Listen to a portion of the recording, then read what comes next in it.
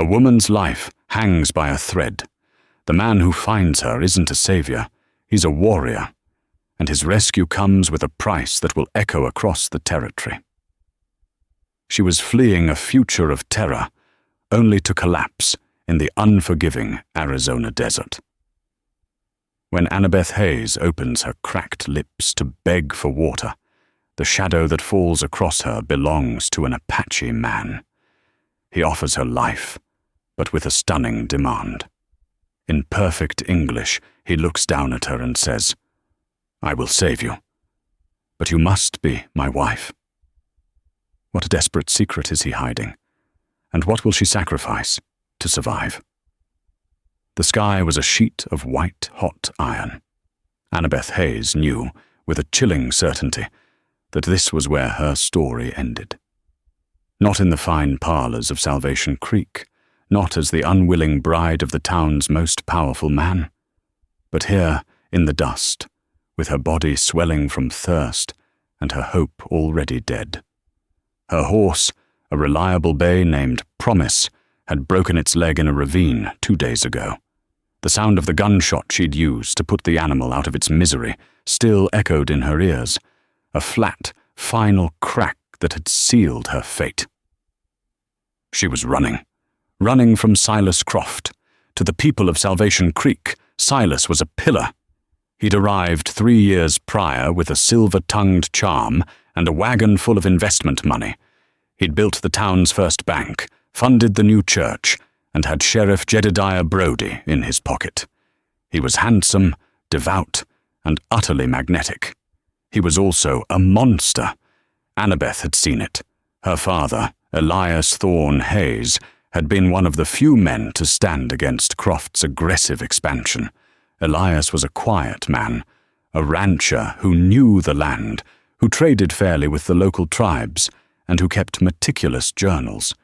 6 months ago, Elias was found dead. A tragic riding accident, the report signed by Sheriff Broady had said.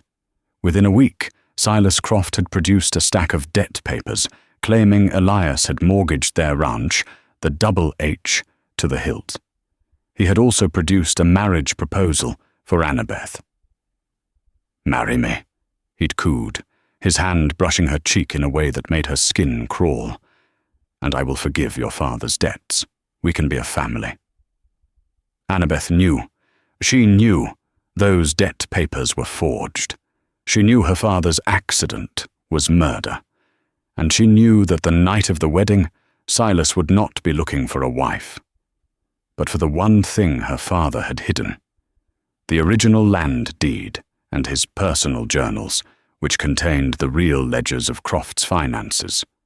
So, 2 nights before her wedding, she had fled.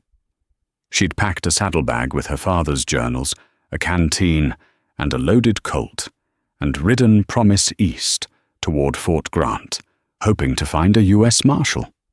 Now the journals were buried under a rock miles back, heavy and useless. The canteen was a dry husk. The Colt was an agonizing weight on her hip. "Please," she rasped to no one. Her tongue was a swollen, wooden thing. She clawed at the cracked earth, her fingernails breaking. She was so tired. Just a moment of rest. Just one moment in the shade. A shadow fell across her face. It wasn't the shadow of a cloud. It was sharp, defined, human. Her heart hammered against her ribs, a dull, painful thud. Silas. He'd found her. She fumbled for the Colt, her hand shaking. But the man who stood over her wasn't Silas Croft. He was tall, with the kind of stillness that seemed carved from the surrounding red rock. He wore buckskin leggings and a simple linen shirt. His black hair was held back by a leather band. A knife was sheathed at his belt, a bow strung over his shoulder. He was an Apache. Annabeth had heard stories. The whispers in town were of raids, of savagery. But this man, he just watched her. His eyes, dark and assessing, held no pity, but no malice either. They were just deep. He unhooked a water skin from his hip and uncorked it. He knelt, not too close, and set it on the ground near her hand. A trap? A trick? She didn't care. With a sob, she lunged for it, grabbing the skin with both hands and bringing it to her lips. The water was warm, metallic, and the most wonderful thing she had ever tasted. She drank greedily, spilling it down her chin until the man's hand gently but firmly tilted the skin away. "Slowly," he said. The voice shocked her more than the water. It wasn't the broken pidgin English of the reservation Indians who came to town. It was perfect, cultured even, low and resonant. She stared at him, panting. Who are you?" "I am Koke," he said. He watched her, his gaze unwavering. "Please," she begged, the water giving her voice a fragile strength. "Help me. I need to get to Fort Grant. My fiancé, I am in danger." Koke's expression didn't change. He seemed to look through her, as if weighing her soul. "You are in danger." "Yes." "He's a powerful man," she whispered, tears of desperation and exhaustion streaking the grime on her cheeks. "Silas Croft. He will kill me if he finds me." "He will not find you," Koke said. A wave of relief, so profound it nearly made her pass out, washed over her. "Thank you. God, thank you. If you take me to Fort Grant, I have money. I can pay you." The man stood. He was impossibly tall, silhouetted against the blinding sun. He looked down at her, a crumpled, half-dead thing in the dust. "I will not take you to Fort Grant," he said. Her blood ran cold. "What? But you said you'd help." "I said he will not find you," Koke replied, his voice flat. "And he will not. I will save you from the sun. I will save you from Silas Croft." He took a step closer. Annabeth flinched. "I will save you," he repeated, "but you must be my wife." Annabeth's mind, fogged by heat and dehydration, struggled to process the words. It was a language she didn't understand, a hallucination, a cruel, fever dream joke. What did you say?" "You heard me," Koke said. He crossed his arms, patient as a mountain. "I will give you water. I will give you food. I will hide you from the man you fear. In return, you will come with me. You will be my wife." Rage, potent and sudden, eclipsed her fear. "No," she spat the word. "Absolutely not. I'll die first." "You are dying," he countered, with no emotion at all. "And you have run from one cage only to find another." That sentence struck her. How did he know? How could this stranger, in the middle of this God-forsaken wilderness, know the precise nature of her terror? "Who are you?" she demanded again, trying to push herself up on her elbows. "I told you. I am Koke, of the Chiricahua." He looked away from her, scanning the horizon. "My demand is not a whim. It is a bargain. My son is sick." This was not what she expected. Her anger faltered, replaced by confusion. "Your son?" His gaze returned to her, and for the first time, she saw a flicker of something beneath the stone. It was a deep, aching pain. "He is 5 years old. His name is Chico. His mother died last winter. Since then, he does not speak. He does not eat. He fades." He knelt again, this time closer. "Our medicine woman, Taza. She had a vision. She said my son's spirit is tied to a white woman, lost in the sun. A woman with hair the color of dry grass and eyes like the August sky. She said I must find her. She said I must bind her to our people, to my son." Annabeth stared at him. This was madness, utter, primitive madness. "So you think I'm this vision?" "I think you are here," he said simply. "And I think you are running, and I am offering you a different path." "A path into slavery," she cried. "I just fled one forced marriage. I will not be—" be bartered into another. Is it slavery? He asked, his voice dangerously quiet. To be given life, to be given protection. The man you flee, Silas Croft, he wants your land. He wants your body. He wants your silence. He will not stop hunting you. How do you know his name? How do you know any of this? Koke reached into a pouch at his belt. He pulled out a small, intricately carved object and placed it in her palm. Annabeth gasped. Her vision swam. It was a bird, a tiny mockingbird, carved from cottonwood. I made this, she whispered, her fingers tracing the familiar lines. When I was 10, I gave it to my father. Where did you get this? I found it near your father's ranch, many years ago, Koke said. Elias Thorne Hayes. He was a good man. He traded with us. He did not poison the water. Poison? What are you talking about? It does not matter. Koke stood. The choice is yours. Stay here and wait for the sun or the snakes or for Silas Croft's trackers, or come with me. Be my wife. And live. He was offering her an impossible choice. But it was a choice. Silas Croft had never offered her one. She looked at the vast, empty desert. She looked at the carved bird in her hand. She looked at the tall, imposing warrior who spoke of sick children and visions. I will come with you, she finally rasped, her voice breaking. I will come to survive. But this marriage, it is the only way, he said, his voice final. My people must see it. My son must feel it. It is a binding promise, not of affection, but of purpose. He didn't wait for another answer. He gently took the water skin from her, corked it, and then, before she could protest, he stooped and lifted her. She was shockingly light. She gave a small cry of protest, but she had no strength. He placed her on his horse, a lean, spotted Appaloosa, and then mounted behind her, his arm a steel band around her waist, holding her upright. Rest, he commanded. Annabeth Hayes, who had fled one prison, closed her eyes and leaned back against the chest of her captor, her savior, her new master.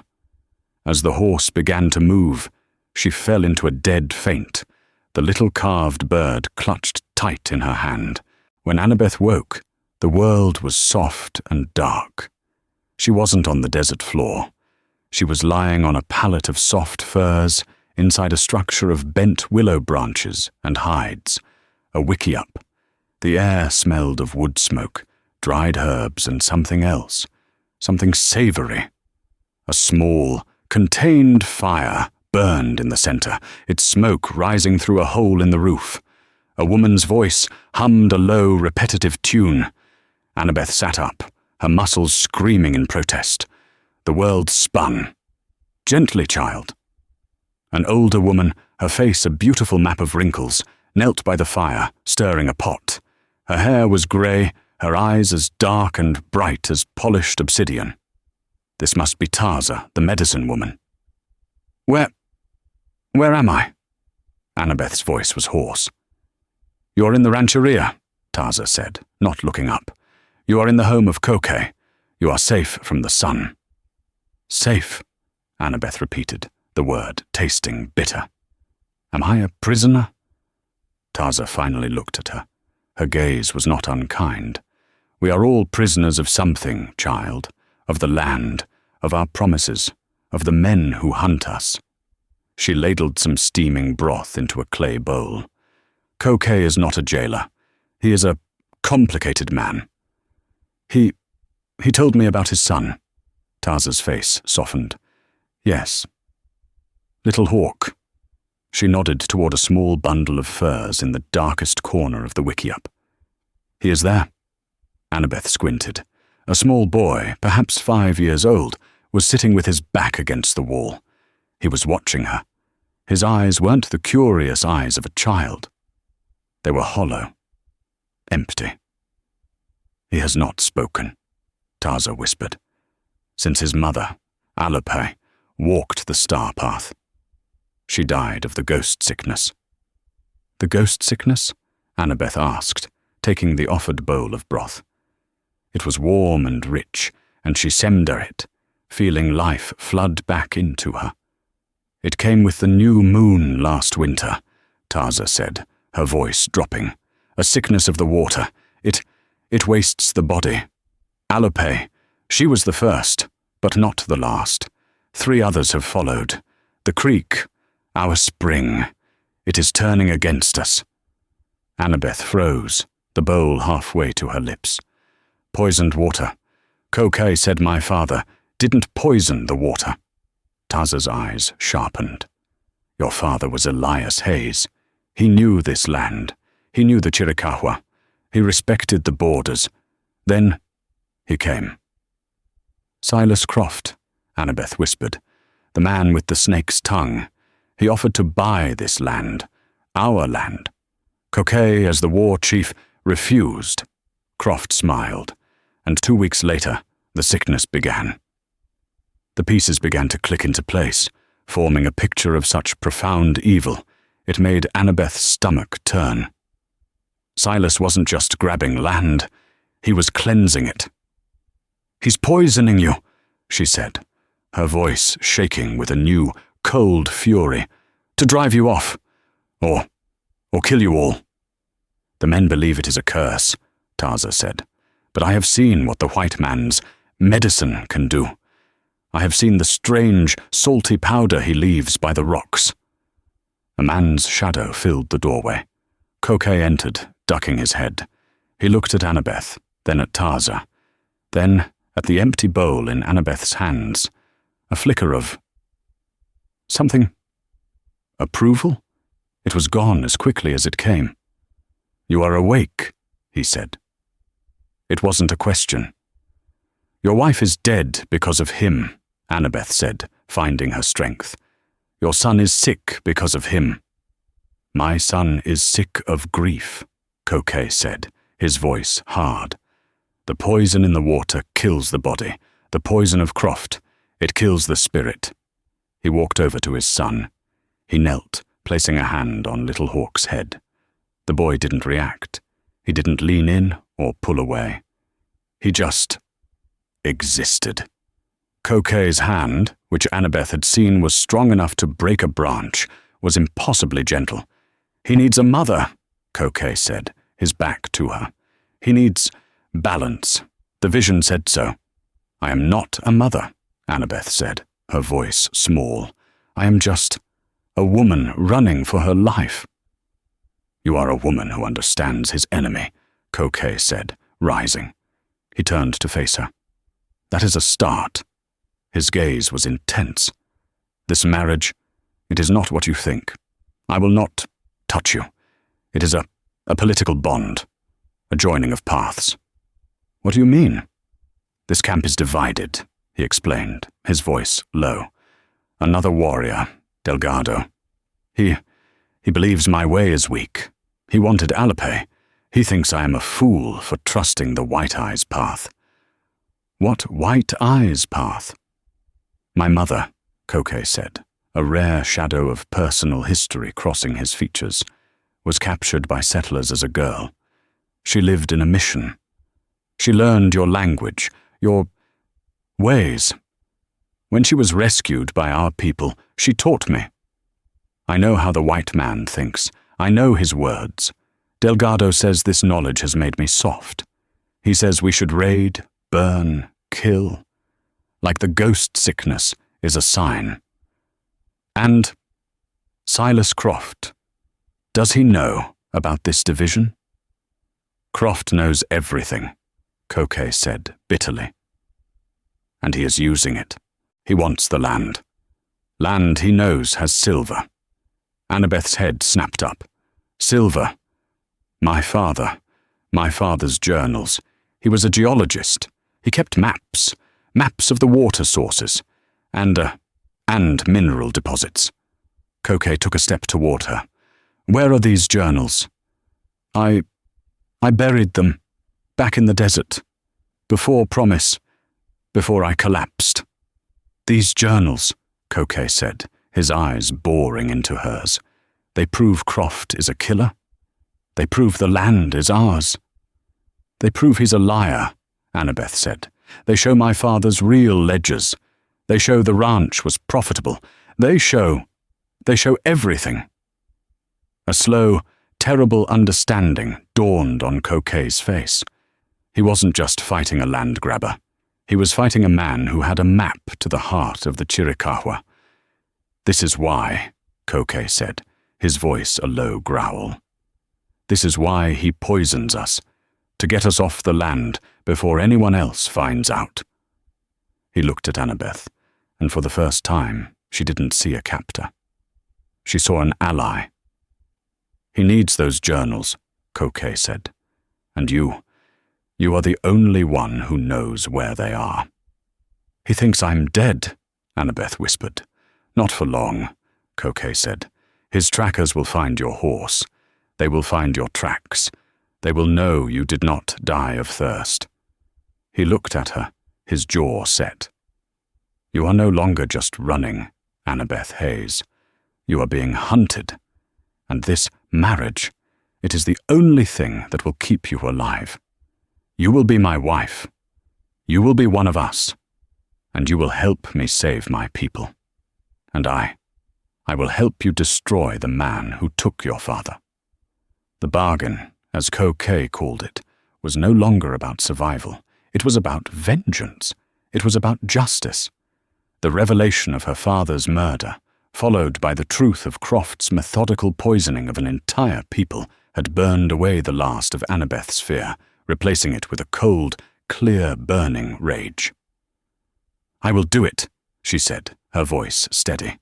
I will be your wife, in name, and in this fight. It must be seen, Taza interjected, her sharp eyes missing nothing. Delgado watches. He smells weakness on Koke. He says Koke's white-eye knowledge has brought this sickness. Delgado, Koke explained, believes we should join the war parties far to the south. He wants to abandon this land and take blood for blood. But this is your home, Annabeth said. It is, Koke agreed, and I will not be driven from it by a coward with poison.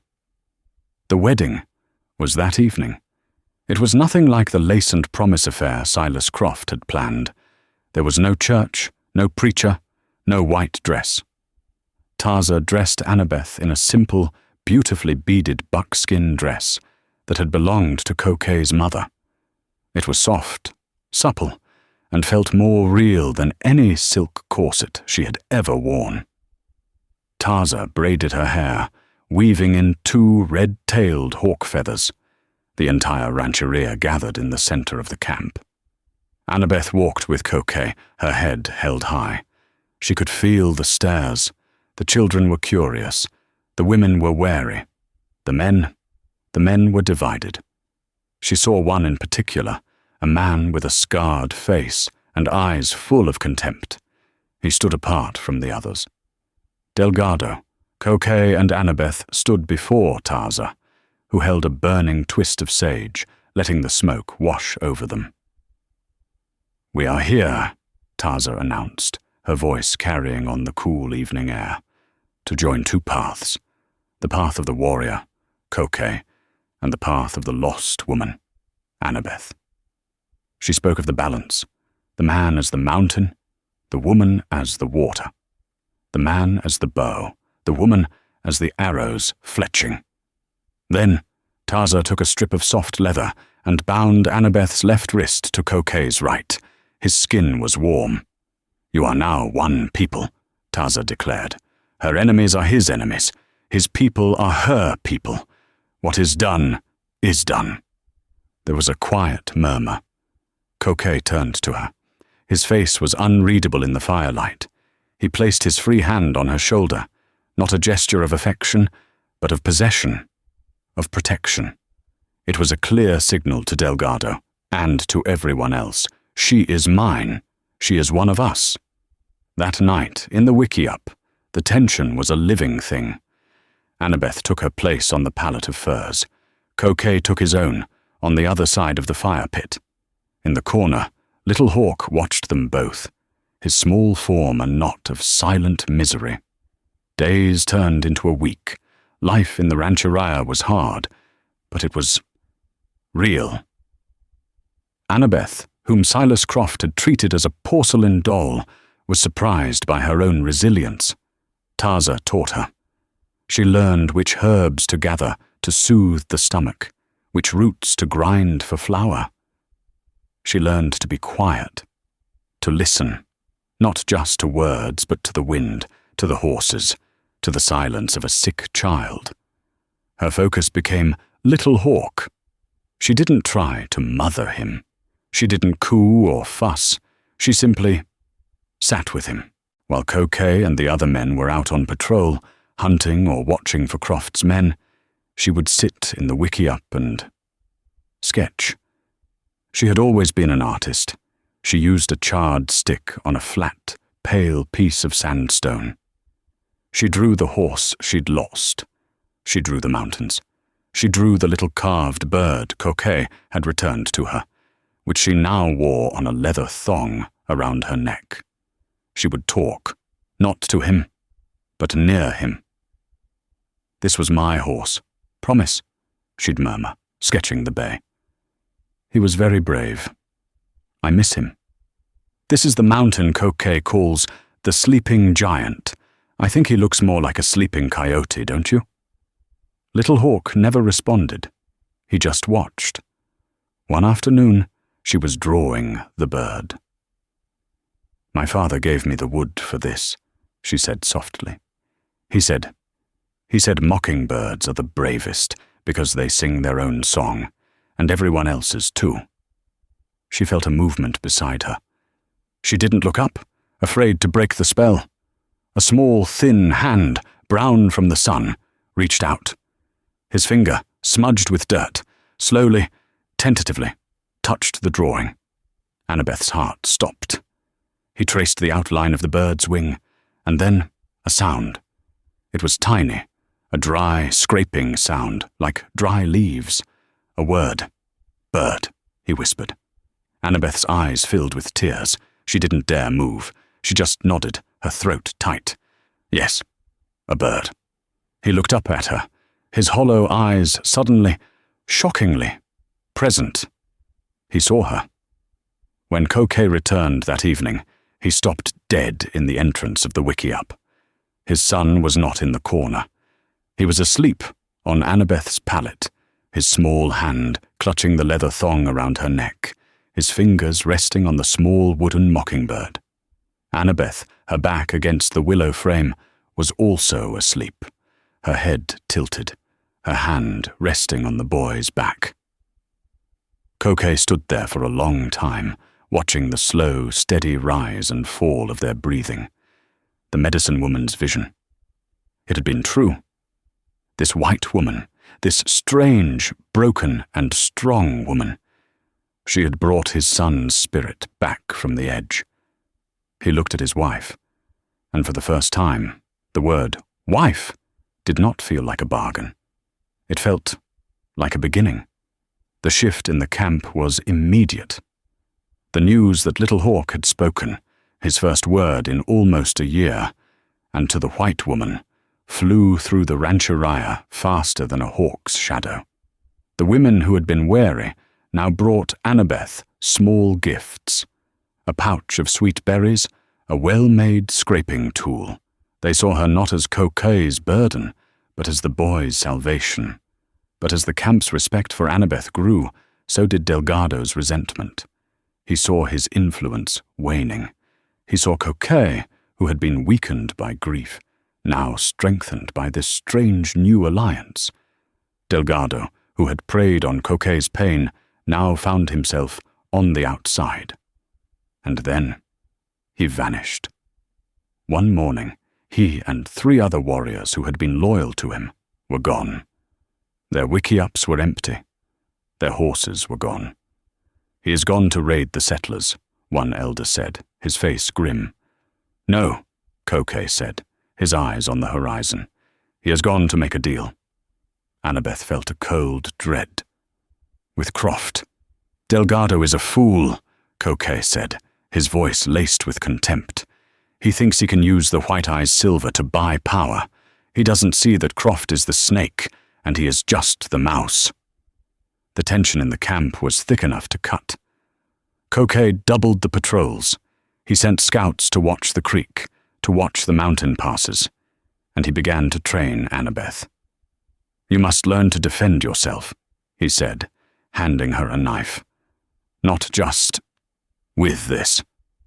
He tapped the Colt at her hip, which he had cleaned and loaded for her. This is loud. It speaks to the whole desert. A knife. A knife whispers. He was a harsh teacher. He showed her how to use her attacker's weight against them, how to strike to disable, not to wound. He taught her the language of the knife, as he called it, a silent, deadly conversation. But he also taught her other things. He took her, with Little Hawk on his shoulders, to the high places. He showed her how to read the land. You see that dust? He'd point, miles away.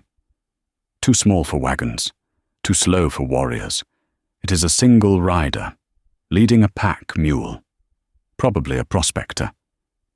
You see the way those rabbits are running? Something is in the rocks, not a man, a mountain lion. A man's shadow would have made them scatter. She, in turn, talked to him. She told him about her father's journals. He wasn't just a rancher, she explained, as they watched Little Hawk try to catch lizards in the sun. He was working for the government, unofficially. He was mapping the territory for the railroad surveys. That's how he found the silver. That's why his ledgers were so perfect. He was tracking everything. Silas must have found out. He must have wanted those maps, not just the ranch. So Croft is not just a murderer, Koke said, his face darkening. He is a thief stealing from his own great father in Washington. It means, Annabeth realized, he has more to lose than we thought. It means he's not just breaking local laws. He's committing a federal crime. This revelation changed everything. They didn't just have to kill Croft. They had to expose him. The scouts returned 2 days later, their horses lathered, their eyes wide with fear. Wagons! The lead scout, a young man named Ju, reported to Koke. Not settlers, rifles. What kind? Koke's voice was sharp. The new kind, the many-shots rifles. Henry's. How many? Too many. A full wagon load. And Delgado was there. He was with the white men. He was dressed like them. The final betrayal. Delgado hadn't just fled. He'd allied with their enemy. Koke's face was a mask of thunder. Croft's plan. He's not just poisoning us. He's arming our enemies against us. He'll use Delgado to wipe us out, then tell the cavalry that the wild Apaches are at war. He'll be a hero. He turned to Annabeth. The time for hiding was over. My father's journals, she said, her voice shaking. They're the key. They prove the silver is here. They prove Croft knew it. They prove he's the one with the motive. They are buried in the desert, Koke said, and Croft's men are hunting for them, hunting for you. Then I have to go back, she said, her hand instinctively going to the Colt at her hip. Koke looked at her, at the fire in her August sky eyes, at the set of her jaw. She was no longer the broken woman he'd found in the dust. She was a warrior. No, he said. We go back. Riding into Salvation Creek was like walking into her own funeral. Annabeth was disguised. Her hair was hidden under a drab bonnet, her figure lost in a shapeless, dust-colored dress Taza had found. Koke was transformed. He wore the clothes of a simple vaquero, worn denim trousers, a dusty shirt, a low-brimmed hat. He looked like any of the countless ranch hands who drifted through the territory. But his stillness, the way his eyes constantly scanned the rooftops, betrayed him. He was a predator walking into a town of sheep. They'd buried her father's journals near an old creek bed, miles from the ranch. It had taken a day to retrieve them. Annabeth had wept as she'd held the leather-bound books, their pages filled with her father's neat, precise script, the maps, the ledgers, the notes on the unusual mineral deposits. It was all there. Now the plan was simple and incredibly dangerous. "You go to the sheriff," Koke had instructed. "Jedediah Broady. You said he was your father's friend." He was," Annabeth said. "But he signed the accident report. He let Croft. I don't know if I can trust him." "We have no choice," Koke said. "I will be close. If Broady is a snake, I will know." Annabeth clutched the satchel containing the journals. "And what if Croft finds me first?" "He will not," Koke said, with a certainty that was both terrifying and comforting. She walked down the main street. It was a ghost town of her own life. She saw Mrs. Gable, the baker, who had clucked her tongue about Annabeth's poor choice in fleeing her wedding. She saw Mr. Henderson, the blacksmith, who now worked for Silas. She walked into the sheriff's office. Jedediah Broady was at his desk, his boots up, a cup of coffee in his hand. He was a big man, gone soft in the middle, his face perpetually flushed. When he saw her, he dropped the cup. It shattered on the floor. "Annabeth," he whispered, his face going pale. My God. We thought," Silas said.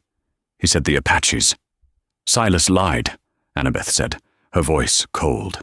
She dropped the satchel on his desk. "He lied about everything." She opened the first journal. "He lied about the debts. He lied about my father's death." "Now, Annabeth," Broady blustered, "we don't know that. It was a tragic—" "He murdered him, Jedediah." Annabeth's voice cracked. "He murdered him for this." She opened another journal to a map, a detailed geological survey of the Chiricahua Mountains. Brody's eyes widened. "Sweet mother, is that silver?" "And he's poisoning the people who live there to get it," Annabeth said. "And you let him. You signed the papers. You looked the other way." Brody's face crumpled. He had me, Annabeth. He had debts. My wife's. Gambling. I didn't know. I swear I didn't know about the murder." "But you suspected," she said, her voice void of pity. "Now you're going to fix it." Even as she said it, the door of the office opened. "Fix what, my dear?" Silas Croft stood in the doorway. He was immaculate, as always, in a black frock coat and a silk vest. His smile was wide and welcoming. His eyes were cold, dead things. Behind him stood two of his hired men. One Annabeth recognized with a jolt of fear. Hank Duggan, a brutal, simple man known for his skill with a whip and a gun. "Annabeth," Silas cooed. "You're alive. It's a miracle. I've been organizing search parties for weeks." "Stop lying, Silas," Annabeth said, her hand moving slowly toward the journals. "Lying? My dear, you must be confused. The trauma, the savages. What did they do to you?" He took a step in. "She's not confused, Croft," Sheriff Broady said. He was still pale, but he was standing up. His hand, however, was nowhere near his gun. She has proof." Silas's smile faltered. He looked at the journals. He looked at Annabeth. "The proof," he said, "of a hysterical woman? A woman who ran away from her own wedding?" He chuckled. "Jedediah, arrest her. She's clearly unstable. We'll take her to the sanitarium over in Tucson." "No," Broady said. "What did you say?" Silas's voice dropped. "I said, no. Broady looked at Annabeth. It stops here. You, Silas hissed, are a fool. He snapped his fingers. Hank Duggan was a blur. He didn't go for Broady. He went for Annabeth. He lunged across the desk, grabbing her, pulling her up and spinning her around, his massive arm around her throat. His gun was at her temple before Broady could even clear his holster. "Drop it, Sheriff," Duggan snarled, his breath hot and sour on Annabeth's cheek. "Or she gets it." Broady let his gun belt fall to the floor. Silas smiled. He walked over to the desk and picked up a journal. He flipped through it. Ah, yes, Elias's hobby. Such a meticulous man. A pity. He looked at Annabeth, his eyes glittering. You have been inconvenient. But this works out. Hank, kill the sheriff. Make it look like a suicide. His guilt over losing Annabeth. And her? Duggan asked, tightening his grip. Annabeth choked. Her, Silas said, his face hardening. Comes with us. We'll take her back to the ranch. After all, she still knows where the rest of the maps are. And this time, he ran a finger down her cheek. She will tell us. Annabeth's heart hammered. She had failed. Koke, where was he? He'd said he'd be close. No, a voice said. It came from the shadows, by the holding cells. Koke stepped into the light. He wasn't dressed as a vaquero. He was dressed as a warrior. His face was streaked with paint. He held a strung bow, an arrow nocked, and aimed directly at Silas Croft's heart. He said no, Koke repeated, his voice a deadly calm. Let her go. Silas stared. I am Koke. I am her husband. Silas. He laughed, a high, hysterical sound. Her husband? Oh, this is perfect. The savagery. It's too perfect. Let her go, Koke repeated. Or you die, then he dies. Duggan's arm tightened. He can't shoot us both, boss.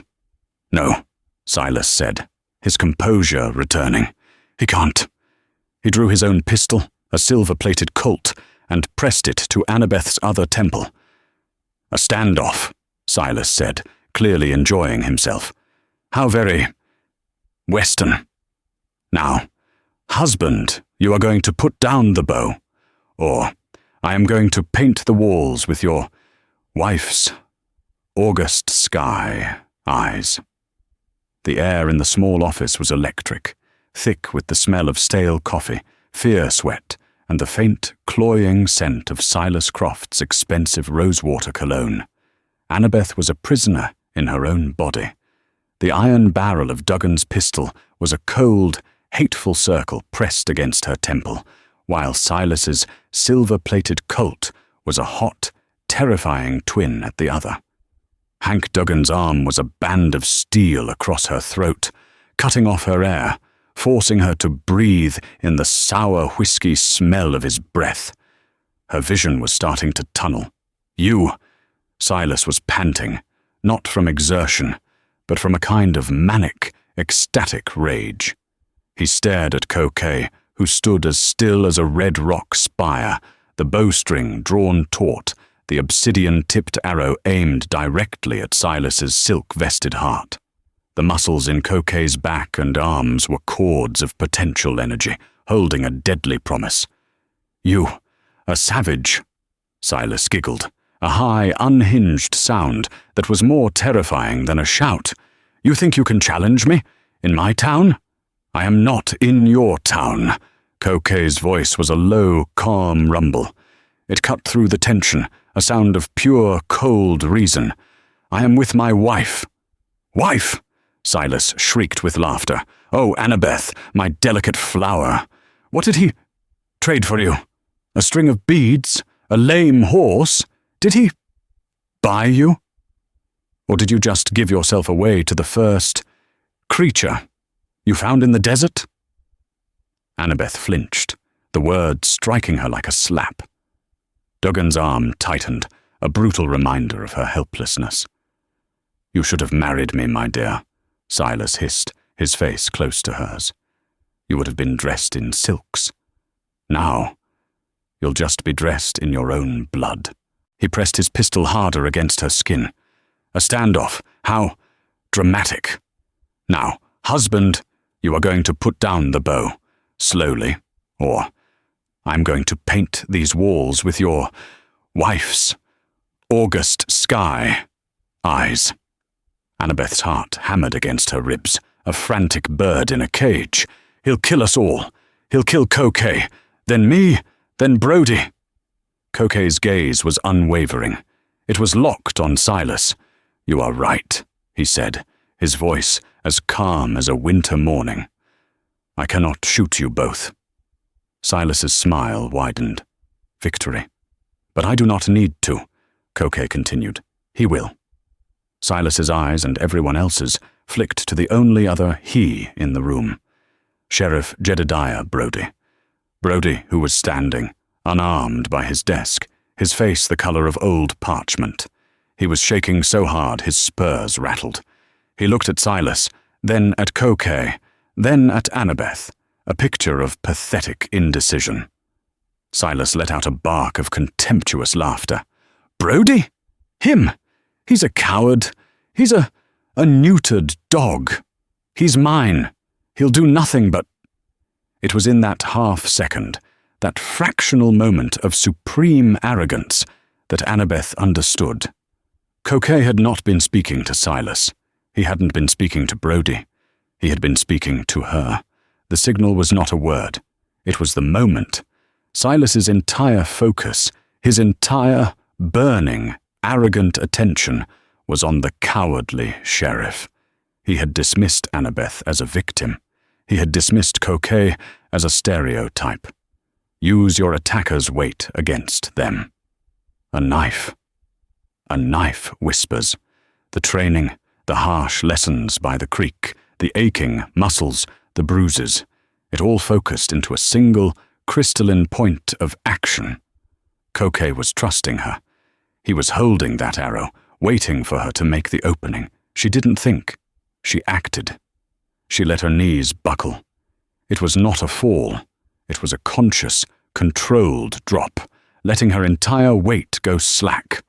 Duggan, who had been using her as an upright shield, was suddenly holding dead weight. He was thrown off balance, his body lurching forward, his arm instinctively, reflexively tightening. "Now!" she screamed, the word ripping from her raw throat as she moved. She didn't try to pull away.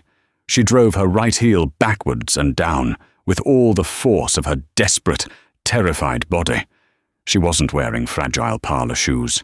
She was wearing the sturdy leather boots Taza had given her. The heel connected with the delicate arch of Hank Duggan's instep, a sickening crunch of bone. Duggan roared. It was a sound of pure animal agony. His grip on her throat, his gun at her head, it all vanished, his body spasming in on itself, his arms flying open as he reflexively reached for his ruined foot. That was the window, the single tiny slice of time. 3 sounds exploded, so close they were one.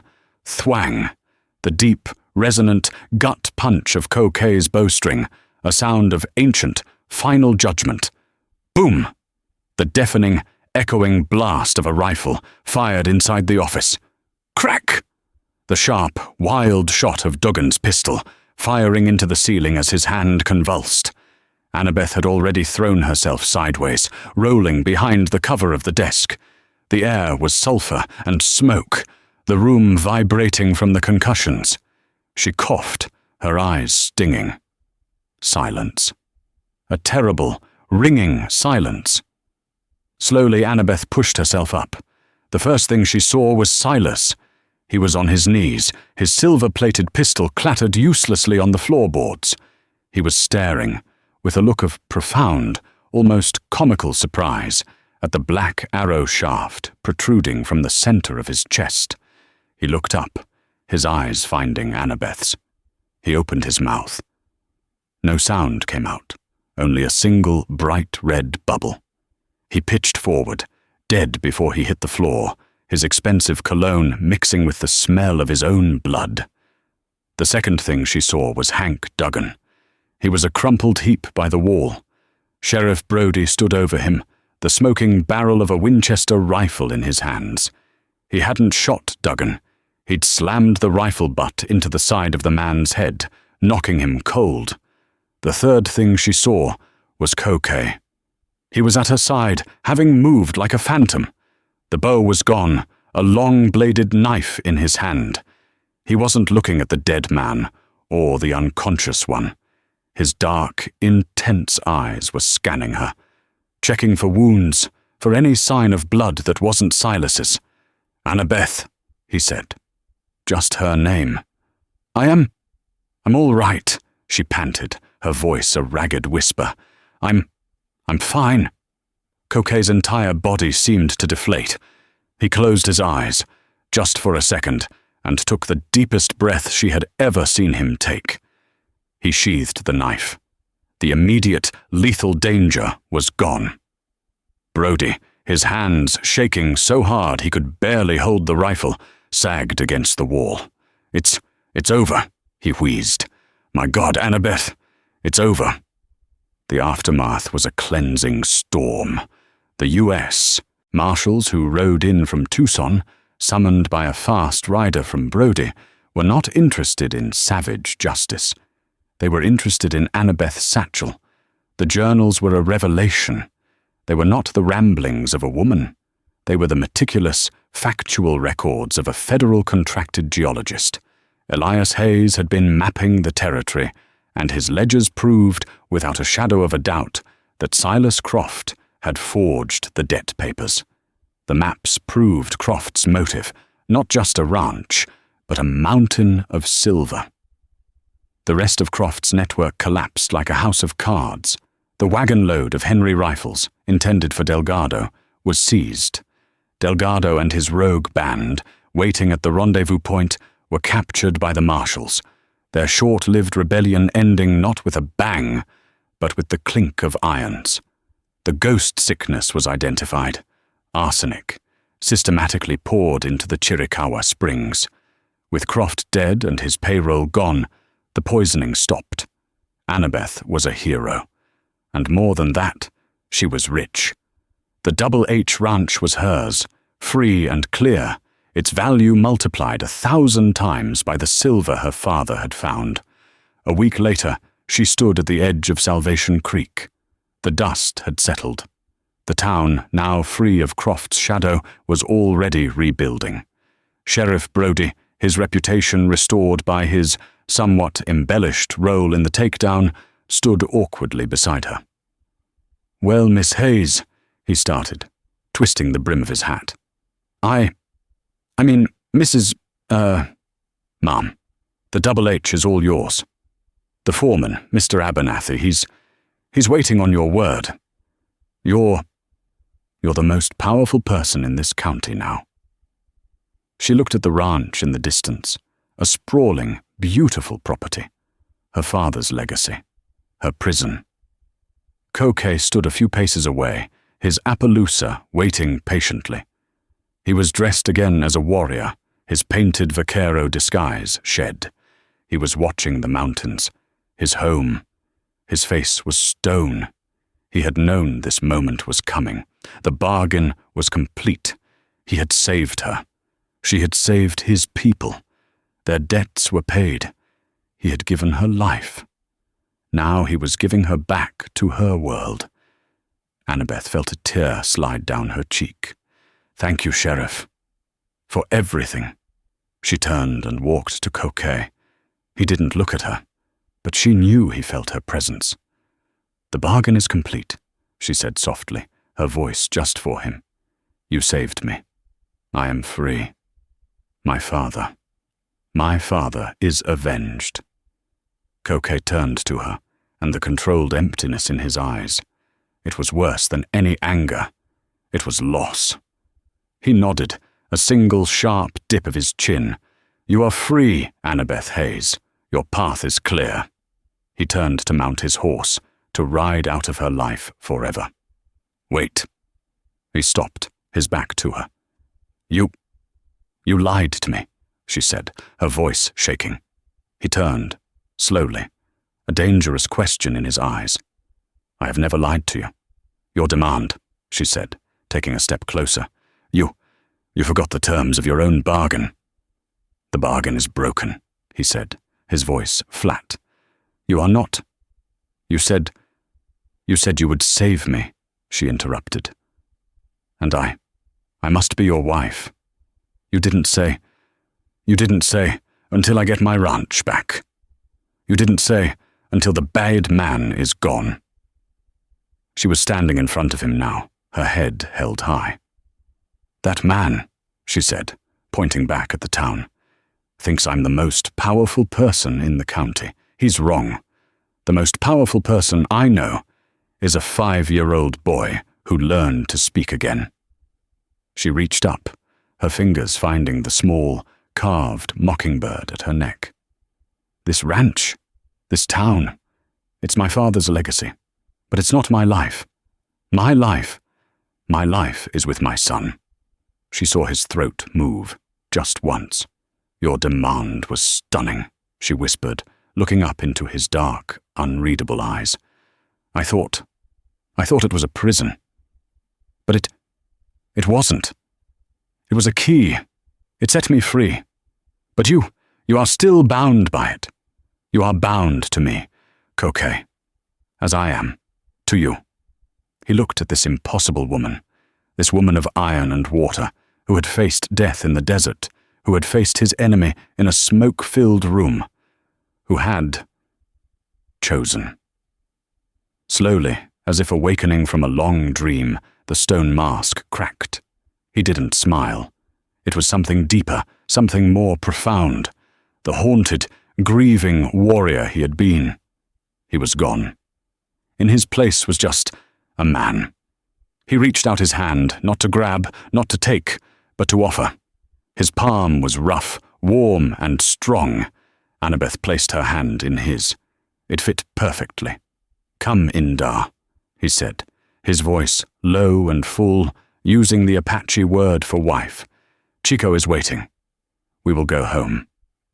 Annabeth and Koke's story shows us that sometimes the most stunning demands can lead to the most profound destinies. They found justice not in the laws of the town, but in the truth of their shared hearts. But what do you think happened next? How did a woman from one world and a warrior from another build a life together? What challenges did Little Hawk face, growing up with the strength of two cultures? The frontier was full of stories like this, tales of survival, vengeance, and unexpected love. If you are moved by their story, and if you believe in the power of truth, please let us know. Don't forget to hit that like button. Share this video with someone who loves a powerful story, and subscribe to our channel for more tales of karma, justice, and the untamed human spirit. Thank you for listening.